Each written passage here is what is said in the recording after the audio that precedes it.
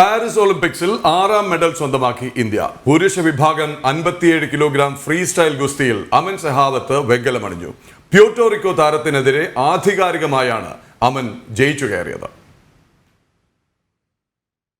പാരീസിലെ ഗോദയിൽ ആദ്യ മെഡൽ നേട്ടമാണ് ഇന്ത്യയുടേത്. പുരുഷന്മാരുടെ 57 കിലോഗ്രാം ഫ്രീ സ്റ്റൈൽ ഗുസ്തിയിൽ അമൻ ഷെറാവത്താണ് ഇന്ത്യക്കായി വെങ്കലം സ്വന്തമാക്കിയത്. ശക്തമായ വെങ്കല മെഡൽ പോരാട്ടത്തിൽ പോർട്ടോറിക്കോ താരം ഡാരിയൻ ടോയ്ക്രൂസിനെ മലർത്തിയടിച്ചാണ് ഇന്ത്യൻ താരം വെങ്കലമണിഞ്ഞത്. 13-5 എന്ന സ്കോറിന്റെ ആധികാരിക വിജയമാണ് അമൻ സ്വന്തമാക്കിയത്. ഇതോടെ ഒളിമ്പിക് ചരിത്രത്തിൽ മെഡൽ നേടുന്ന 7ാമത്തെ ഇന്ത്യൻ ഗുസ്തി താരമായിരിക്കുകയാണ് അമൻ. പ്രീ ക്വാർട്ടറിലും ക്വാർട്ടറിലും തകർപ്പൻ വിജയങ്ങളുടെ മുന്നേറിയ അമൻ സെമിയിൽ തോറ്റതോടെയാണ് വെങ്കല പോരാട്ടത്തിന് ഇറങ്ങിയത്.